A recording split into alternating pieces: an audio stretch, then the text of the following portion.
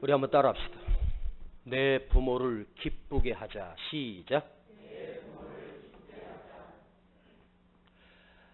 나이 많은 한 아버지가 신문에 자식을 낳아 키우면서 굴곡을 글로 써서 신문에 게재를 했습니다. 내 나이 29에 14시간이나 기다려 내 자식의 울음소리를 듣던 날, 내 아내가 산모실에 들어가 긴 시간의 산고를 치를 때 나는 문 밖에 서서 14시간을 초조하게 기다렸어. 드디어 아기의 울음소리를 들을 때, 그때의 그 기쁨은 말할 수 없이 기뻤다. 내 나이 37에 이 아이가 초등학교에 입학해서 처음으로 우등상장을 받아왔을 때 나는 그 상장을 액자에 걸어놓고 그것을 볼 때마다 말할 수 없이 나는 행복했다. 그 액자가 누렇게 바래질 때까지 내 나이 48에 내 자식이 대학 입학 시험을 치르던 날, 나는 그날 직장에 나가 일을 했지만 일손이 잡히지 않고 하루 종일 가슴이 먹먹하고 울렁거리고 이 녀석이 시험을 잘 봐야 할 텐데 걱정으로 하루를 보낸 그날도 기억이 난다. 내 나이 53살에 이 녀석이 첫 월급을 타서 내 의를 사왔을 때 뭐하러 이런 걸 사왔느냐고, 쓸데없이 이런 걸 사왔느냐고 아빠 속은 많은데 그렇게 뭐라고 나무랬지만 사실은 이 녀석이 처음으로 직장 생활을 해서 사온 내일을 입어보고 또 입어보고 만져보고 밤새 나는 그 옷을 가슴에 품고 행복했었다. 내 나이 60살에 60에 딸이 시집을 가는 날, 도둑놈같이 생긴 사위놈을 쳐다보며 좋아하는 모습을 멀찍이 보면서 이 녀석 봐라. 아빠에게 시집 온다는 녀석이 언제 도둑놈같이 생긴 놈을 만나서 결혼하겠다고. 나는 내 딸의 손을 잡고 예식장에 들었을 때 가슴으로 울었다. 그래도 내 딸이 시집가서 잘 살기를 늘 빌어본다. 오직 자식 잘되기만 바라는 것이 부모의 마음입니다. 저에게도 제 인생에 가장 행복한 날이 언제였느냐고 누가 물어보면 제 첫 아들이 태어난 날입니다. 주일날 오후였는데 아이 엄마가 갑자기 복수가 터져서 급하게 병원으로 가서 정상분만을 할 수 없어서 배를 가르고 우리 첫 아들이 태어났습니다. 그날 병원 밖에서 수술을 해서 아들을 낳는 그날 수술실에 들어가지 못하고 수술실 문 틈으로 조마조마하게 그것을 지켜보고 있다가 드디어 아기의 울음소리가 들리는 것입니다.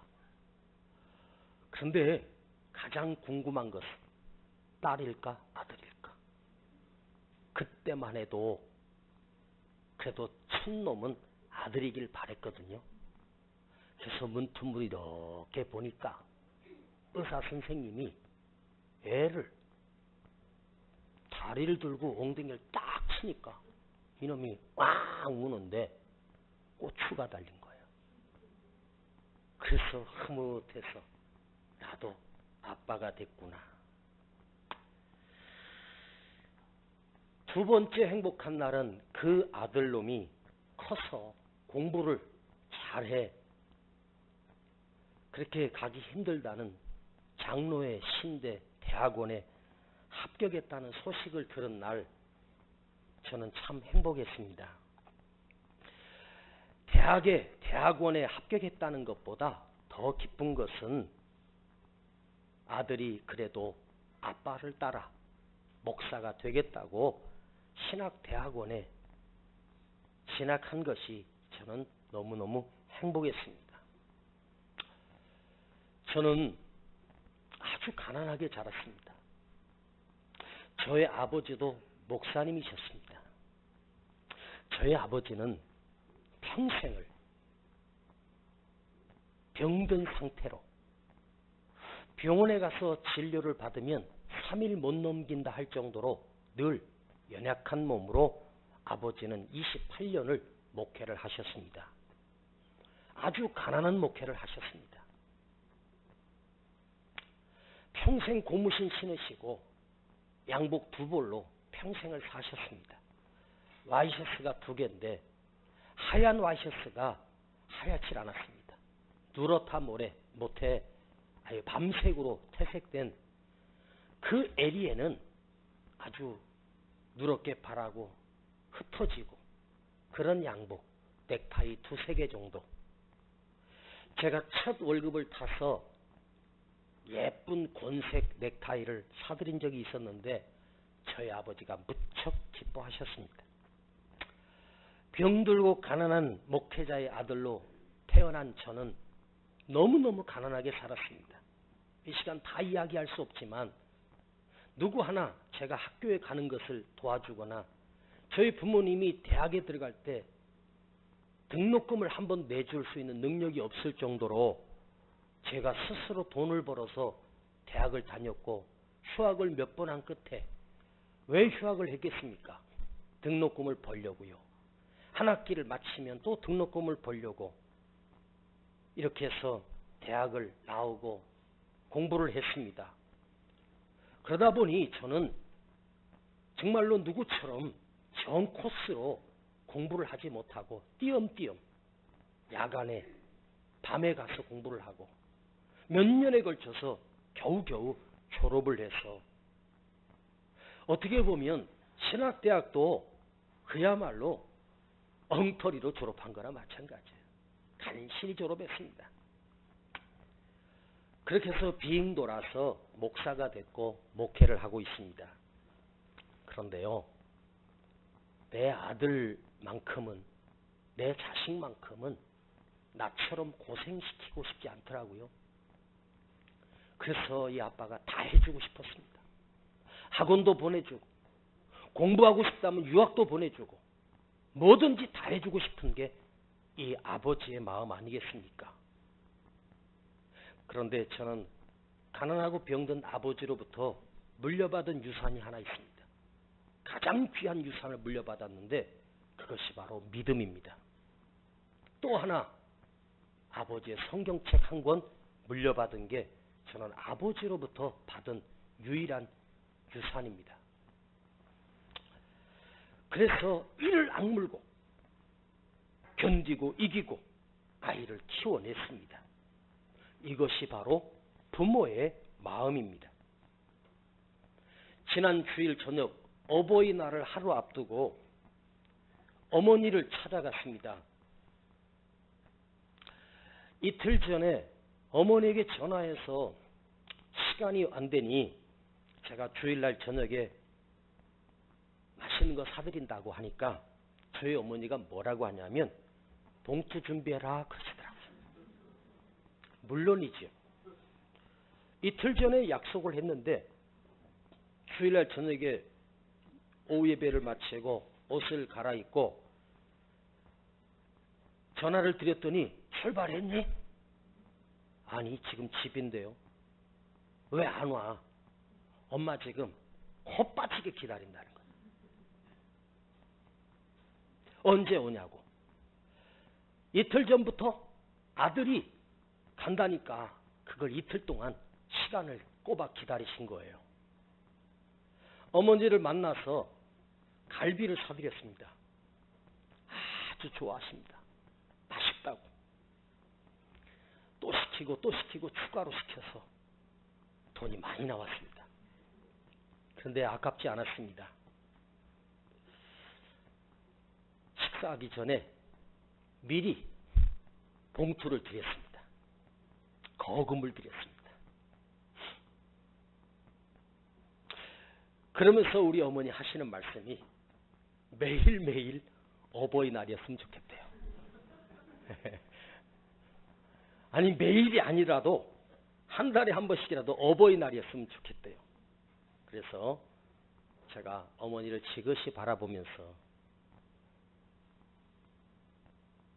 좀 자주자주 찾아뵈야 되겠다는 결심을 했습니다. 여러분, 여러분의 부모님이 살아계십니까? 아니면 여러분의 부모님이 안 계십니까? 제가 하나 팁을 드릴게요. 부모님이요, 자식에게 제일 받고 싶은 게 뭔지 아십니까? 어머님이, 아버지가 자식에게 제일 받고 싶은 선물은 다 같이 시작! 현찰. 몰라? 효도? 아니요. 카네이션? 아니야. 현찰. 다시 한번. 여러분의 부모님이 자식에게 제일 받고 싶은 선물 시작. 다시 한번.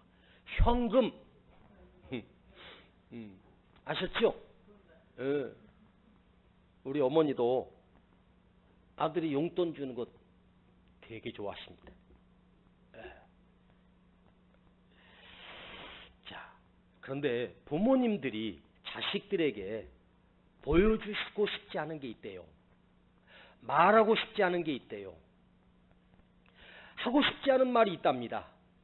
3가지가 있는데 첫 번째로는 아프다는 말을 하고 싶지 않답니다. 나이 들으니 여기저기 다 쑤시고 여기저기 아프지 않은 데가 있겠습니까? 그런데 사실은 아프거든요. 그런데 자식에게 나 여기 아프다, 허리 아프다, 다리 아프다, 뭐 어디가 아프다 말을 못하는 거예요. 왜? 애들이 귀찮아할까 봐, 자녀들 걱정할까 봐, 내가 자식 괴롭게 하는 건 아닌가 싶어서 부모가 아프다는 말을 못하고 참으신다는 거예요. 어느 CF를 보니까 효도가 뭐냐 했더니 엄마 아 해봐. 빠진 이빨 보고 임플란트 해드리는 게 효도래요. 임플란트도 효도지만 현찰이 효도입니다. 두 번째로 부모님이 자식에게 하고 싶어도 하지 못하는 말이 있어요. 외롭다는 말입니다. 나 외롭다. 여러분, 나이가 들면, 늙으면 사실은 외롭거든요. 고독하거든요. 그런데 그렇게 말 못하십니다. 자식이 아무리 많아도 부모는 외로운 법이에요. 외로운 건 외로운 건데 나 외롭단다, 나 쓸쓸하다, 내가 혹시 외롭다고 자식들에게 말하면 자식들이 잘못 모셔서 그런가? 그래서 외롭다는 말을 못하시는 거예요. 옛날 고려장 있잖아요. 자식이 늙으면 지게다 지고 부모를 산에다 버리고 오는 거예요. 세상에 효의 나라가 그런 제도가 있었다니. 자식이 지게에다가 어머니를 지고 산속 깊이 들어갑니다. 왜? 찾아오지 못하게. 그리고 거기다 버리고 오는 거예요. 그런데 지게에 메고 가는 엄마가 아들 지게에 업혀서 중간중간에 나뭇가지를 계속해서 손으로 소나무를 꺾고 소나무를 꺾는 거예요. 그래서 다 도착한 쯤에 아들이 엄마한테 어머니 왜 가만히 오시지? 왜 나무를 이렇게 자꾸 꺾어요? 버려지는 게 속상하셔서 그래요? 그게 아니야. 너 가다가 길 잃어버릴까 봐 엄마가 오는 길에 가지가지를 꺾어놨으니까 그거 보고 잘 찾아가래요. 부모를 버리는 자식에게 자식이 산에서 길을 잃지 않도록 어머니는 나뭇가지를 꺾어서 표시를 해둔 거예요. 그게 어머니의 마음이고 부모의 마음입니다. 세 번째로 부모가 자식에게 말 못하는 게 있습니다. 엄마 배고프다. 아버지 배고프다는 말을 못하신다는 것입니다. 왜? 나이 들어서 주책이랄까 봐. 배고파도 참고 참는 것이 부모입니다. 여러분, 나이가 들면 아세요? 배가 더 고파. 애들만 그냥 배가 고파가 아니라 나이가 들면 배가 더 고픈 법이요. 예. 그래서 우리 할머니들 식사할 때 보니까 다 드시더만. 왜? 어르신들은 무슨 힘으로 산다고? 예. 무슨 힘? 예. 여긴 딴 교회인가? 무슨 힘으로 사셔? 밥심으로 사는 거예요. 보약으로 사는 게 아니고 밥심으로 사셔. 예. 여러분은 한 가지 기억하세요. 부모는 구제의 대상이 아닙니다. 부모를 불쌍하게 여기고 부모를 측은히 여기는 건 효도가 아니에요. 그건 진짜 불효자식입니다. 부모는 공경의 대상이에요. 공경한다는 말은 존경하며 사랑하고 높이 받드는 것이 공경입니다. 부모는 존경의 대상입니다. 우리가 나실제 괴로움 다 잊으시고 이 3절에 보니까 사람의 마음속엔 온가지 소원, 어머님의 마음속엔 오직 한 가지, 아낌없이 일생을 자식 위하여 살과 뼈를 깎아서 바치는 마음. 인간의 그 무엇이 거룩하리요. 여러분, 거룩이라고 하는 단어는 하나님께만 붙이는 단어인데 부모에게 감히 거룩이라는 단어를 붙이는 거예요. 자식을 위해서 희생하는 그 마음이 얼마나 귀하면 거룩하다고. 이게 부모의 마음입니다. 한국 전쟁이 나면 6.25 전쟁이 났을 때 그 전쟁이 끝나고 우리나라가 그야말로 폐허가 돼버렸지 않습니까? 절반이 넘게 고아였습니다. 잘 수 있는 집도 없어요. 그저 판잡 조각으로 비닐로 해가지고 집을 짓고 살았던 그때. 그런데 어느 나라든 전쟁이 끝나고 나면 틀림없이 전염병이 와서 아이들이 거의 다 전멸을 한다는 거예요. 왜? 전쟁 후에 폐허 속에 무서운 질병들이 도는 게 정상이에요. 근데요, 세계에서 어느 나라든지 전쟁이 일어났던 나라는 꼭 한 번 전염병이 쓸어서 인구 절반 이상이 죽는데 유일하게 대한민국은 전쟁이 끝난 그 폐허 위에 전염병 자체가 없었대요. 그래서 미국 유엔 기구에서 그 보건기구에서 어떻게 저 나라는, 근데 사실 알고 보면 지금 이 나라를 지탱하고 있는 사람이 누구예요? 해방둥이거든요. 전쟁둥이거든요. 저도 전쟁둥이란 말이에요. 전쟁이 끝나고 나서 정말로 많은 아이들이 태어났어요. 그래서 지금 이 나라가 5천만이 넘는 게 지금 유지되고 있는 거예요. 제가 예비군 훈련을 갔을 때 보니까 예비군이 너무너무 많은 거예요. 네? 그야말로 55년에서부터 60년 사이에 태어난 해방둥이가, 아니 해방둥이가 아니지, 전쟁둥이가 얼마나 많은지 몰라요. 네? 그게 지금 이 나라를 지탱하고 있는 거예요. 만일 여러분 전쟁 끝나고 나서 전염병이 돌았으면 그때 갓난아기였던 우리가 살아남을 수 있겠습니까? 그런데 한국은 신기하게도 그런 일이 없는 거예요. 그래서 특별조사단을 한국에 보내가지고 조사를 해봤대요. 그랬더니 그들이 집집마다 보니까 위생적인 것도 아니고 소독을 제대로 하는 것도 아니고 엄마 젖에 그냥 아무 때나 물리고, 근데 아기를 키우는 엄마를 보니까 엄마가 등에다가 포대기를 업고 애는 거기서 늘어져 자고 있고, 엄마는 그 가서 또 식모 일하고 밥하고 막 그냥 하는 거예요. 그 열악한 환경에서 첫 번째, 그 엄마 등에 기대어서 있는 아이가 건강하게 자란다는 거예요. 그런데 집집마다 뭐 보잘것없는 음식을 먹이잖아요. 젖이 모자라니까 미움을 써서. 이 아이가 이빨이 나기 시작하니까 이제 미움보다 이제 좀 죽 같은 걸 주는데, 세상에 전 세계도 없는 아이를 어떻게 키우냐면, 할머니가, 엄마가 밥을 입에다가 넣어서 엉엉엉 하고 뱉어서 그걸 자식에게 먹이더라는 거예요. 세상에 입에 들어갔던 침하고 온갖 그 더러운 게 다 들어온 걸 찝어서 그 어린 2살밖에 안 된, 1살밖에 안 된 자식한테 입에다가 넣어서 따끔따끔 받아먹더래. 이야, 그런 나라가 없어요. 그걸 보고, 아, 한국이라는 나라가 저렇게 건강한 걸 보니까 아기 때부터 예방주사를 맞은 거예요. 엄마 입속에, 할머니 입속에 그 더러운 게 그게 아이 입속에 들어가서 아예 면역력이 생겨버렸어. 그래서 전염병이 돌아도 끄떡없는 거야. 네? 제 나이 때, 우리 때 자랄 때 학교 가서 뭐 무슨 예방주사 많이 맞았어요? 기억나는 거 콜레라 주사 꼭 왼손에 맞아야 돼요. 왜? 띵띵 부니까 오른손 쓰라고. 근데 나는 왼손잡이인걸.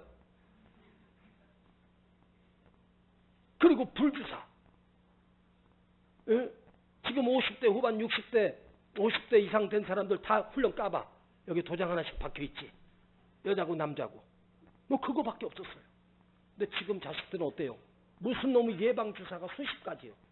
예? 태어날 때부터 무슨 수다, 무슨 수도주사, 두수주사, 무슨 주사, 뭔 놈의 주사가 이렇게 많아.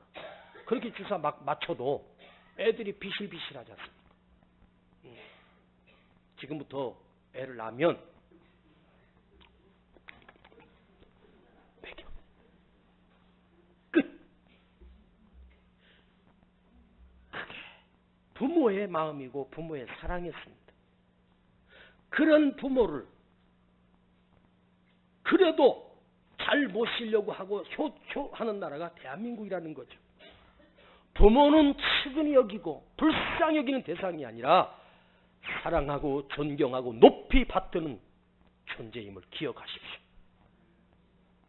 각 나라의 청소년들에게 너의 부모가 늙어서 이제 아무것도 할 수 없으면 양로원에 보내야 되느냐, 그걸 갖다 여론조사를 했답니다. 그런데 일본 청년들이 내 부모를 양로원에 보내겠다고 하는 사람이 무려 24%고 영국은 25%, 미국이라고 하는 나라는 20%, 중국은 10%, 근데 대한민국은 0.4%예요.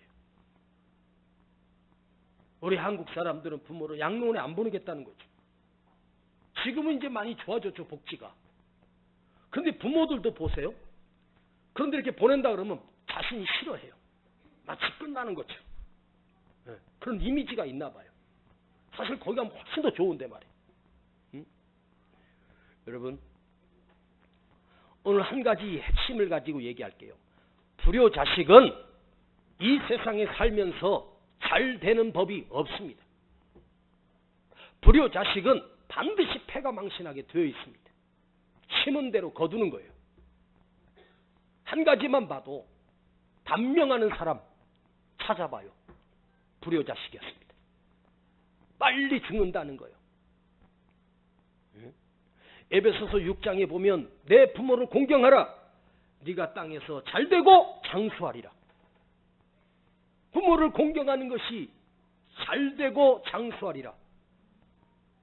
여러분, 보약 먹고 건강 챙긴다고 오래 사는 게 아니야.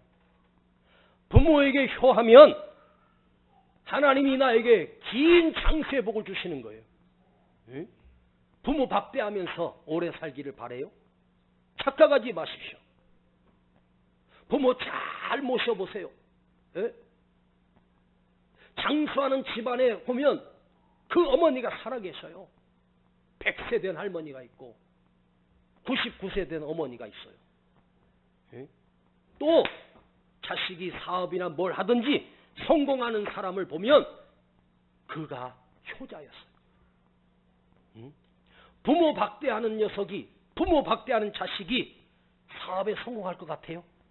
뭘 해도 안 돼. 잘 되길 바라면 하나님의 뜻이 아닙니다. 효도하면 하나님이 그가 잘 되게 하셔요. 부모로부터 하나님께서 그 천륜적인 은총을 주셨어요. 효도하면 부모를 잘 모시는 자가 이 땅에서 잘 되고 장수하리라. 근데 요즘은 아예 부모랑 단절하고 사는 사람이에요. 아예 딱 단절. 만나지도 않고 찾아보지도 않아. 아예 소외된 어르신들이 너무너무 많아요. 제가 집회 중에 누가 상담을 요청했어요. 내용을 들어보니까 사업을 하다가 부도가 났다는 거예요. 어떻게 해야 되느냐는 거죠. 쭉 이야기를 들어봅니다. 듣는데 내 마음속에 그분을 처음 만났음에도 불구하고 얘기를 쭉 듣는데 재계약이 어렵겠다. 재계약이 불가능하겠다. 느껴지는 게 있어요. 목사는 그 느낌이 있거든요. 그래서 제가 쭉 그 사업 얘기를 듣다가 부모님은 어디 계시냐니까 잘 모른대요. 그래서 돌아가셨냐니까 아니래요. 살아계신데 왜 부모님이 어디 계시는지 무엇을 하시는지 모른대요. 옛날에 이미 단절한 지가 오래됐답니다. 아마 그 아버지가 무슨 실수를 하셨나 봐. 젊은 날에. 그 이후로 이 사람이 아버지랑 연락을 끊어버린 거예요. 아버지랑 아예 단절해버린 거예요. 평생 아버지 안 보고 살겠다고. 그렇게 40년을 살았답니다. 그런데 이제 와서 사업 망했다고 저한테 어떻게 했으면 좋겠냐고 하는데 제가 직접 말을 못했어요. 속으로 천벌 받았구나. 천벌 받았어. 네? 여러분, 부모에게 잘하는 것이 이 땅에서 잘되고 창수하리라. 제 고등학교 친구가 하나 있습니다. 학교를 졸업하고 그 친구 집에 제가 자주 놀러 갔었습니다. 홀 아버지가 살아계셨는데 그 아버지께 가면 제가 꼭 인사드립니다. 저 왔습니다. 그러면 은세 왔구나. 그래 잘 놀다 가라. 네. 아버지 건강하시죠? 갈 때마다 제가 조그만 선물이라도 꼭 사갖고 왔거든요. 그런데 제가 이제 목사가 되고 그 집을 한두 번 갔었습니다. 이제 그 아버지가 늙으신 거죠. 근데 내가 친구한테 선씨가 아버지 어디 계시니? 저 끝에 끝방에 계셔. 그래? 나 인사 좀 하고 올게. 그랬더니 가긴 어딜 가 냄새나. 근데 아들놈이 들어온 게 아니라 내 목소리가 나니까 이 아버님이 자꾸 문을 여니까 이놈이 가서 아버지 왜 그래요? 그러면 문 콱 닫아버리더라고. 그래서 내가 너 왜 그러니? 내가 아버님께 인사를 드려야지 지금 몇 년 만인데 하지 말라는 거예요. 냄새나고. 그래서 문을 열어봤더니 담배 찌든 냄새와 꼬랑내들이 방에서 나는 거예요. 그래도 그 방에 들어가서 큰 절을 했습니다. 아버님 건강하시죠? 그랬더니 이분이 나를 알아보시고 그래서 무엇 하나? 저 목사 됐습니다. 그래 잘 됐구만. 어이구 이제 목사님이네. 아버님도 건강하시면 교회 좀 나가세요. 그럴까? 그러시더라고요. 그게 제가 마지막 모습이었습니다. 근데 이 친구는 아버지가 싫은 거예요. 골방에 가둬두고 그러는 거예요. 근데 이 친구놈이요. 여러분 내가 물어볼게요.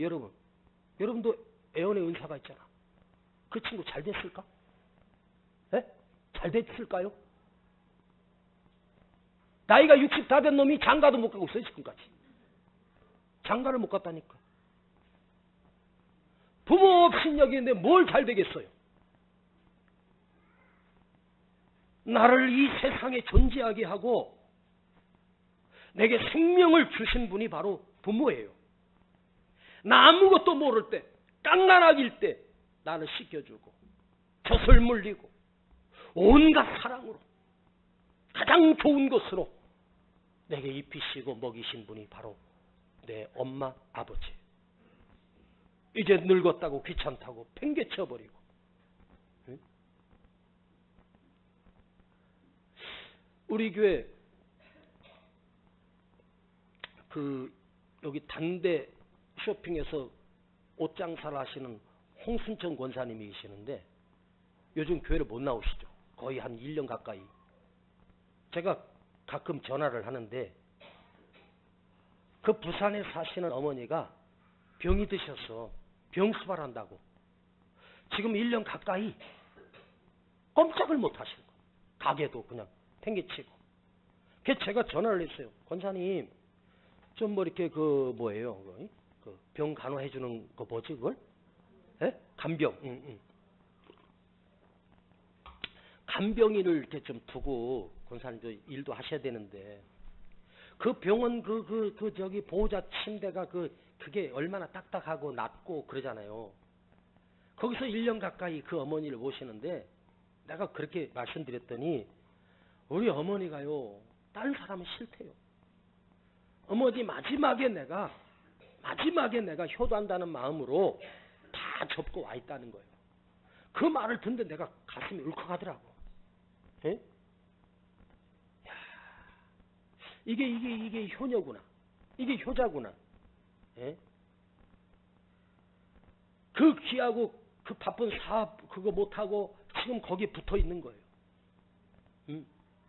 며칠 전에는 어머니가 다 나서 걸을 수 있다고 좋아하시더라고요. 또 한 번은 거기서 어머니 수발하다가 피부병이 생겨고 온몸이 피부병이 생겨가지고 지금 피부약을 먹으면서 버티고 있다고. 야, 참. 여러분 진병에 효자 없다고요. 그래서 끝까지 이걸 섬기는 걸 보면서 야, 저분 복을 받겠구나. 응? 장수하고 잘 되겠구나. 응? 오늘 잠언의 26절을 한번 봐요. 23장 26절입니다. 마지막 절. 내 아들아, 내 자녀야, 네 마음을 내게 주며 너의 눈으로 내 길을 즐거워할지어다. 너의 눈으로 부모의 길을 즐거워할지어다. 부모가 가신 길, 부모가 살았던 삶, 그것을 기뻐하라는 거예요. 즐거워하라는 거예요.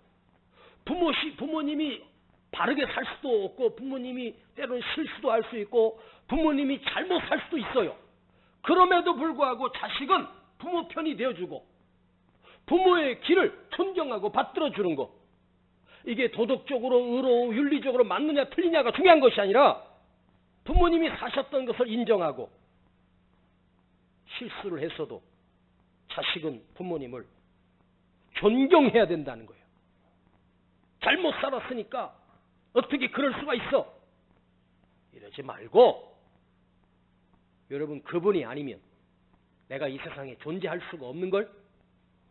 그분이 아니면 내가 태어날 수가 없는데 그 엄청난 생명을 잊고 내가 이 한 세상을 살고 있는 거예요.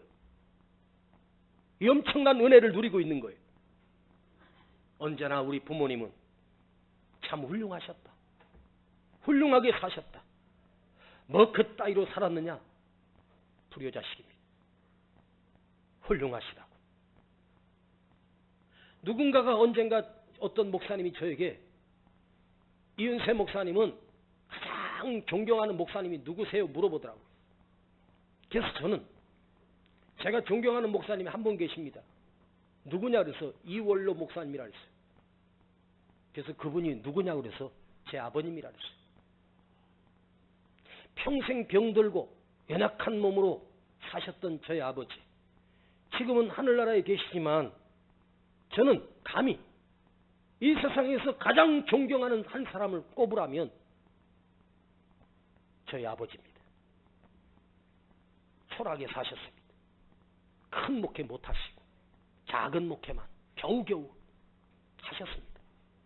그 병든 몸으로 평생을 사셨습니다. 그런데 저는 저희 아버지를 존경합니다. 그냥 존경해 주는 게 아니라 그의 삶 자체를 존경합니다.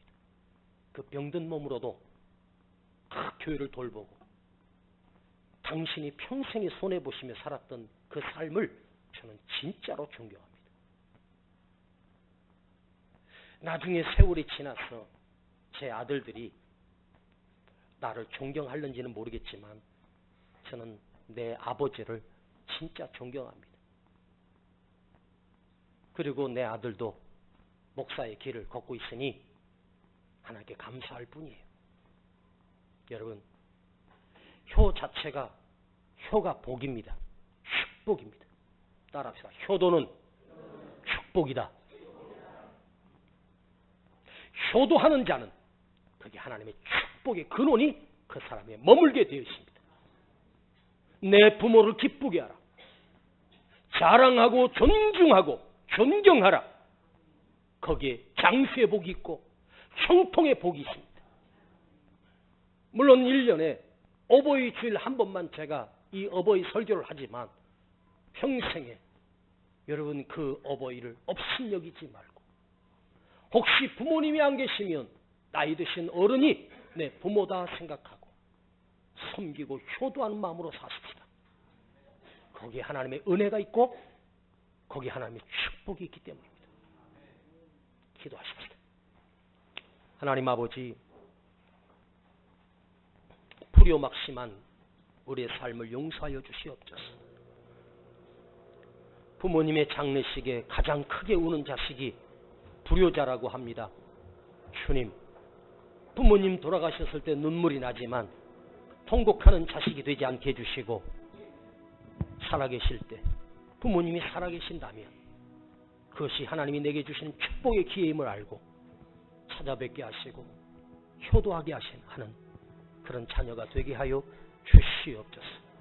복 받으려고 효도하는 것이 아니라, 오래 살려고 효도하는 것이 아니라, 나를 낳으시고 기르신 그 부모님을 기억하며 내가 진심으로 효도하게 하여 주시옵소서. 예수님의 이름으로 기도하옵나이다. 아멘.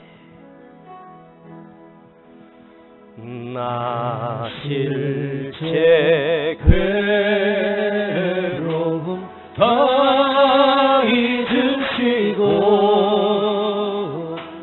길을 제 밤낮으로 애쓰는 마음, 신 자리 마른 자리 가라니시며 손발이 바닳도록 고생하시네. 하늘 아래 그 무엇이 넓다 하리요. 어머니의 희생을 가이없어 어려선 많고 없고 얼러주시고 자라선 문이 되어 기다리는 마음, 알을 사 그릇 될 사 자식 생각에 고우시던 이마 위에 주름이 가득, 땅 위에 그 무엇이 높다 하리요. 어머님의 정성은 지극하여라.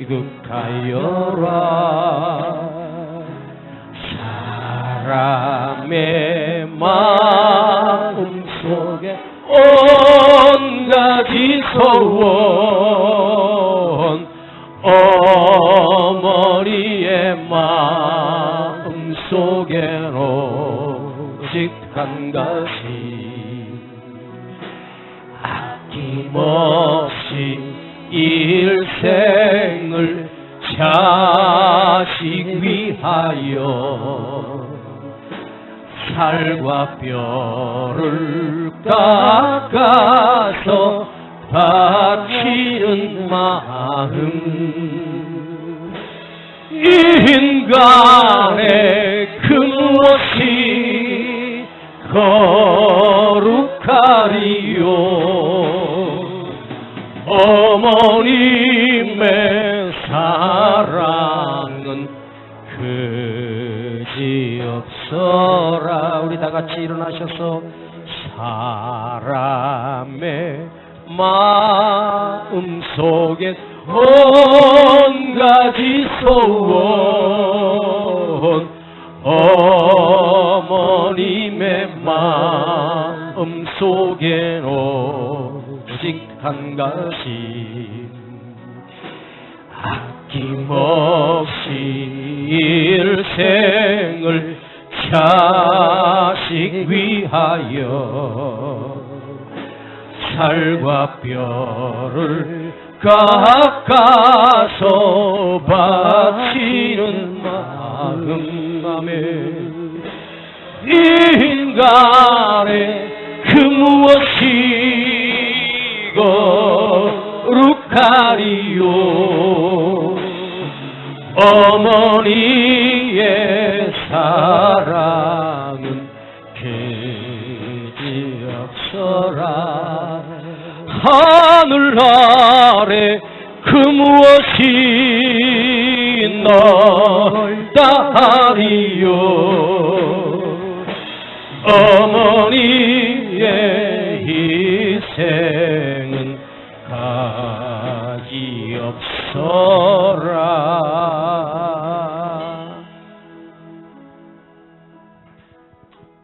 우리 시간 부모의 마음을 아프게 하고 효도하지 못한 것을 회개하십시다. 그리고 오늘 말씀을 가슴에 담고 내 부모를 공경하고 존경하며 따르게 하시고 이제라도 그 부모님을 기쁘게 즐겁게 공경하는 마음으로 섬기는 마음으로 우리 사십시다. 우리 함께 다시 한번 주 앞에 불의한 것을 회개하고 주님 이제 나의 남은 생에 효도하며 살겠습니다. 결단이 있기를 원합니다. 주여 감사합니다.